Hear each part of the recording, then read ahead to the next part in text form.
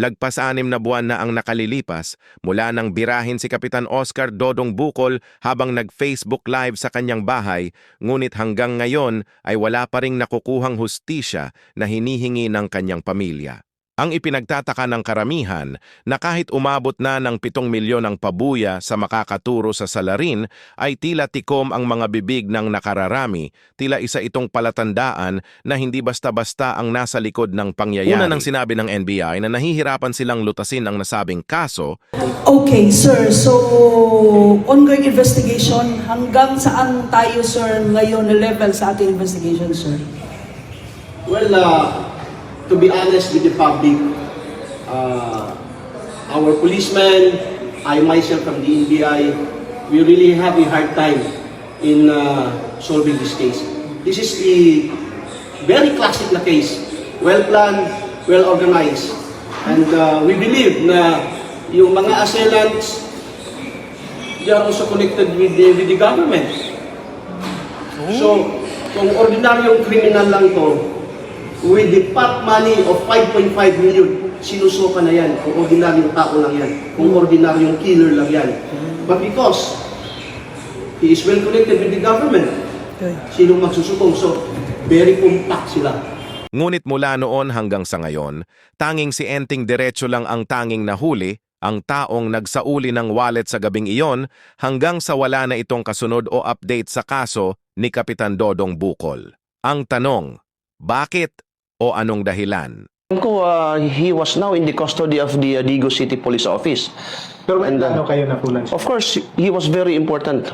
He is really part of this investigation. Kasi hindi ka ako mag-conclude pero my opinion is that he is part and parcel of this criminal design. Kasama siya. Bakit, sir? Sabi ko nga, when we conducted the reenactment, yung shooter is, the vehicle is slowly moving. And while while the vehicle is moving, the shooter has really the chance to shoot. Wherein, kung wala lang yung matanda, yung parang distraction doon, makikita ni Kapitan Bucol. Okay. Kasi very clear, dito sa left side niya, may clear shot talaga. So, sa akin, in my own personal opinion, kung wala lang yung matanda doon, walang distraction, Kapitan Bucol could have seen that vehicle, and most likely, he can escape from that bullet that causes death. Okay. Oo. Mailagan pa siguro niya. Kasi kung, siyempre itong lalaki, yung matanda, naging distraction. Kasi Nag-uusap sila. So, yung attention ni Kapitan doon sa matanda, unknowingly, bumabaktas yung vehicle, yung inuba, dahan-dahan. Then, nagkaroon ng clear shot. Boom, dito. Malaki talaga ang side. open talaga. Open talaga. Yung matanda, i-subject din namin siya ng lie detector test. Ipo-polygraph namin siya. Ipo-polygraph pa lang. Scheduled for polygraph na sila. So, this month? Siguro this month, kasi the technician would be coming from Manila. Oo. Saan yung gaganapin siya? Dito lang sa Davao. Oo. Silang 5 Actually, yung ibang POI, of course, they have their own lawyers. So, they may or they may not submit to our polygraph examination. Oo. Wala tayong magawa kasi hindi naman yan mandatory talaga. Pero that would give a negative impression on their part if they would not subject to the process of investigation of the NBI. Yung mga POI natin na napangalaman naman natin. Yes, we inform them. When we subpoena them, before we cut the communication, the investigation, we inform them na they will be undergoing a polygraph examination. Marami ang itinuturong person of interest. Kasama na dito si Tata Sala, Joseph Cagas, at ang hepe ng pulis sa Digos. Isa sa tumatak at nagbigay atensyon ay ang pagbitaw ni Tata Sala ng maaanghang na salita. Dodong Bucol manawag dahil kagabi ang dako. Sakitan man dahil ka. Ha? Di pa na maudong. Dapat kay pabuton sa kuadong. dapat kayo paabuton sa kuha. Tiwan niya akong istorya. Kanang inyong pag-collaborate ni Kuan, ni Chika ni Sise, yung wala kakaila, kadi katuganan. Ayun ta, dili ko karon ng natao dong. Dili ko karon ng natao, timan ni dong. Makuha rin mo yung bahin sa kuha. Isa rin sa person of interest ay ang dating hepe ng Digos City na nakaalitan din ni Kapitan Bukol. Oh, niadto man ka diri. Niadto ra man di ka diri apil ko mag-uki, niadto ka diri nga murag magyaw-yaw ka nako. Ano man, o, di na bawal. Di na bawal. Di na bawal. Kabalo ka na, parang tanas pala ron. Ako mangutana, sir. Naa ba kay knowledge ato? Naa ba kay knowledge ato, sir? Kailangan ebidensya nga na kay knowledge ato. Sir, niadto ra ka diri sa kumpanya magay kay para lang magyaw-yaw nako. As ano po siya ka? Nato po ba? Karon na po na lang na video. Kanina pero din mo hilasan ng istorya. Kasi kaya na to kay official ka. Kasi kaya to, kaya to sa opisina, to dito. Ay, post mo sa Facebook. I-post mo na ito po. Eh, grabe ni mo bastusa sa kuha kanina dito eh.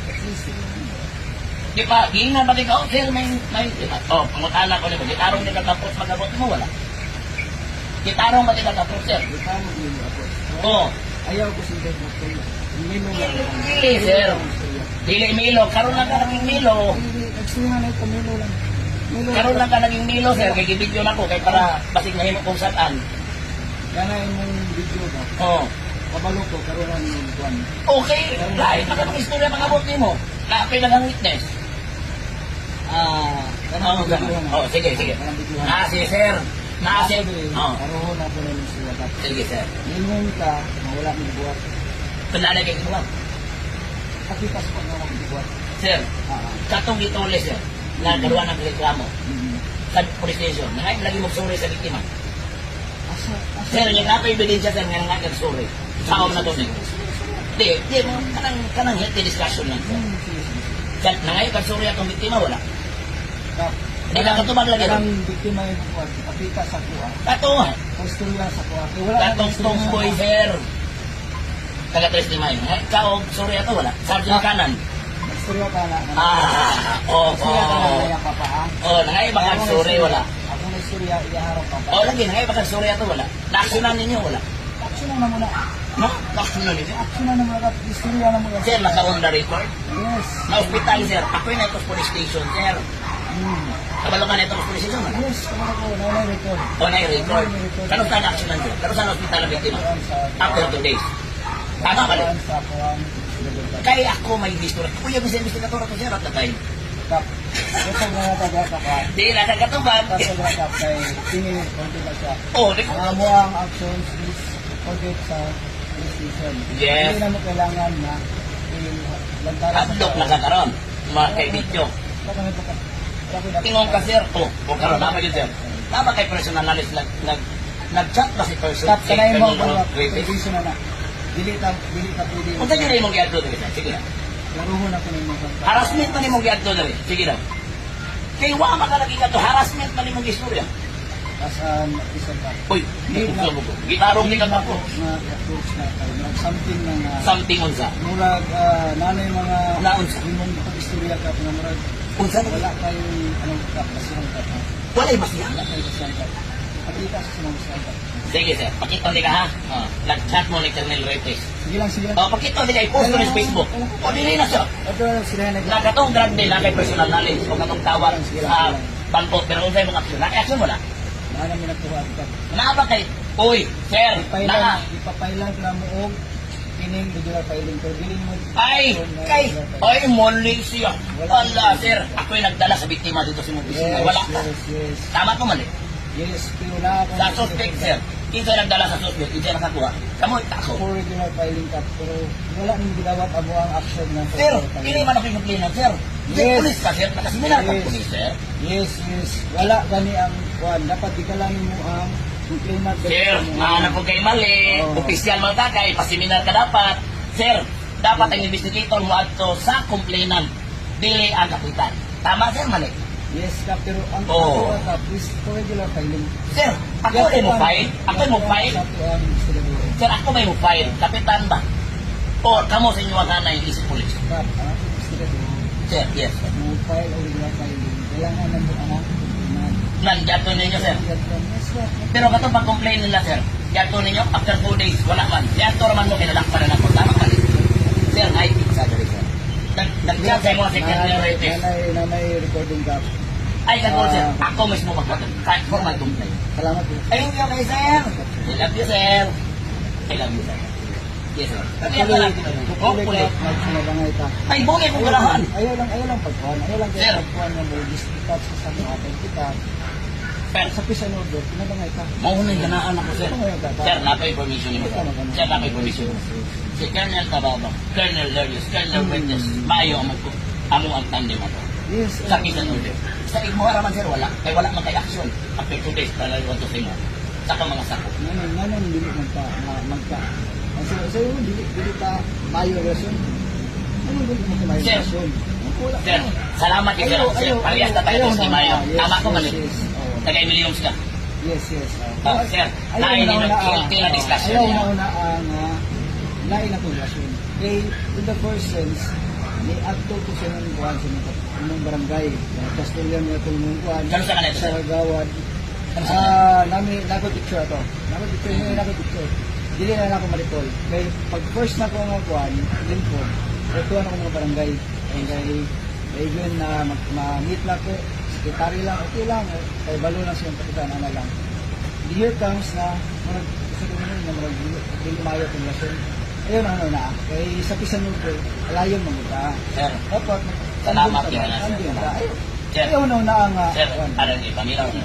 Sir, nakapano ba ka, sir, na ang marami, sir, daghan po kayo ng with regard sa mga pisa ko. Yes, salamat po. Kapalo lang siguro. Salamat po. Salamat po sa mga. Sir, paglingkod niyo mo pagkatapik COP, sir, OIC ko man ka. Wala yung nag-reach out sa puhaw sa mga kapitan ng nitawag o ni text. Sir, ang Digos Police Station, sir, na yung mga numbers barangay captain. Si Rete, sir, ang former COP, sir, nag-reach out sila sa barangay captain. Pero ikaw na COP, sir, nga wala ni-reach out sa puha. Ayaw rin na ang wala. So, piniad ko sa barangay. Pero wala, sir, na number up ang Digos Station sa mga tanang kapitan. Yes. Pero ikaw, sir, kung wala pa naman nakita ito, kay busy mo po pa na pagkatawa, parehas ka. Wala pa na ako nadawag ng text. Sir, gatuwa ko sa DLG, sir. Namamandoy. Nalipay ganito, sir. Pwede na ito na undamon. Kasi nga natin, discussion man ito. Wala kayo problema. Kung gusto ko naman siya. Yes, sir, discussion.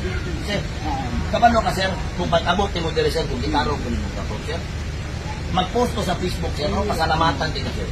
Wala pa ka kabalo, sir, kung unsa ko ka makapulis. Patay pag dun sa ulit na pagkasus. Ako na yung dugo sa mga na. Sir, pag-abot ni mo dere, sir, yata man dayo ka, kung sa'yo na gusto ni mo ka. Wala, masakitan mo ko, sir. Giinan makita nga alis, dayon na, mga piyong na. At isa rin si Mayor Joseph Cagas ng Digos City na minsan ding binulgar ni Kapitan ang umano'y katiwalian sa syudad. Sige lang ingon nga kailangan daw doon na ebidensya, kailangan daw og doon daw kinakita nga katiwalian, mo file daw kag kaso, ila daw gihulat until now wala daw na file. Kabalo ka sa kabisi sa ombudsman ro. Kawas niya anak. Di man nato na ikalilong nga ni pirma ila iyang igsuon sa congressman naga Inday Sara. So para sa kuha posible nga espesyal danyo dire. Sa Digos City nga naa pa magganay wa masulba na mga congressman o mga senador o kana mga sekretary ni nasud Pilipinas man singit-singit. Kana mingon sila wala ebidensya. Siguro naas ko. Ang tama nga panahon lang akong gipabot. Gawas niya na makita magud sa tao. Hisgot ang budget. May kay mo research na ni mga tao. Hisgot, Mr. Grade 1 Section 42. Kusay manggod ang hustisya to pati dugaya. May pag-imong pukpukon, pamaagi social media, kaning mga ubang tao nga halos di na madutlan og karma, halos wala di na kailag mo sa karma o gaba. Pukpukon basig madutlan pag-ulaw. Kay bana-banaon ni man for example, Barangay 3 de Mayo, Barangay Hall. Kung saan ako pagkuha ebidensya nga, mas lagi submit na kong papel, sige sa kabuok. Kung saan ako nga dapat na may pirmahon ng barangay captain for turnover, isip acceptance. Sa maong project, kami man inyo, sir. Manang ka na, priyuta nga gitukuran anang barangay hall, propiedad plus barangay. Kita nag-represent sa 3 de Mayo, in behalf sa taga 3 de Mayo, barangay captain ako. During that time, sa turnover na ako. Kinsa man ni pirma, nabay laing kapitanan nito si Mayo, naamag ko. Wala may blueprint, wala may program of works. Kung saan naman, guba ng kurintilya, o ang kuan wiring. Kung saan pagtanaw dito sa blueprint, nga asa ni nasubay ni mga kuana. Kung sa tama bang ipang dapat. So sa ato pagkapula ka tagay kopya. Wala yung tanan. Bypass man ko Permintiya City. So karon, nagpa-submit og letter kay Mayo. Imposible dili jud siya mohatag. Then ako nang ipatanaw kung authentic ba na ng mga papel na yan bang submit. Maura ba na? Alam mo yung na wala ebidensya. Ay, pinuang wala ebidensya. Maura ko na siya ang mga media. Moingon og wala kadawat. Wa kadawat o wala binulan diha sa City Hall. Para sa to ni Michael Nakwa og ni Bong Tagalog. Karon gigipakita ang ebidensya hilak wala katingog. Oh, simple ra kay na. Na ebidensya pero dili pa tamang panahon. Di pa tamang panahon. Busy pa ang National sa Flood Control. Busy pa. Pero daghan ako gibinlan na. Pero hugas kamay si Mayor Joseph Cagas para dito. Sabi pa niya wala siyang ginawang masama. Ever since I am not violent. Violence is not my nature. Kaila ang mga taga-Digos sa ko, labi na itong mga nakasinati sa ko. Mga silingan ako, mga higala, mga classmates na ko. And even mga agaw na ko. Maski kanang igagaw na ko, nag-adbang na ko sa politika, kabalo yun na sila, nga dili ko violente. Ang ako ang pagkatao, ang ako ang kinaiya, dili ko violente. God is my witness that I did not do it. God knows I was not part of it. Wala ko siya. Sa tanang mga Digoseños, let us shout and work and seek justice together by not doing injustice. Sa mga Digoseños, dili tanan nagpakahilom sadaan o dili pod tanan saba tama. Kamakailan lamang nagbigay ng pahayag ang Police Regional Office 11 na nasa side sila ng katotohanan at nangakong malulutas ang kaso. Police Regional Office 11 extends its heartfelt condolences to the family, relatives, and community of Barangay Captain Oscar Dodong Bukol Jr. of 3 de Mayo, Digos City, Naguan del Sur. We understand the pain and uncertainty caused by this tragic incident and assure everyone that the PNP is committed to uncovering the truth and delivering justice. Investigation is underway into the death of Barangay Captain Oscar Dodong Bukol Jr. and our investigators are collecting evidences, interviewing witnesses, and validating all available information. We are closely coordinating with concerned units and agencies to ensure a thorough, impartial, and lawful investigation. To further strengthen the proof, a Special Investigation Task Group, or SITG, has been activated to consolidate efforts, examine all angles, and fast-track the resolution of the case. This dedicated team is focused on establishing the facts and identifying those responsible. We appeal to the public, if you have information that may help verify the incident, please come forward and cooperate with us. Your assistance is crucial in ensuring accountability. To the family of Barangay Captain Dodong Bukol, please know that PRO 11 stands with you. We understand your grief and your call for truth. And we are committed to pursuing all needs to support your journey towards justice. Also, we remind the public to avoid spreading unverified information that may affect the investigation. PRO 11 will share updates once verified details are available. Police Regional Office 11 remains steadfast in its duty to serve and protect our communities. We will continue to uphold the rule of law, strengthen public safety, and carry out our responsibilities with integrity and compassion. Isang mabuting araw ulit sa inyo lahat. Thank you.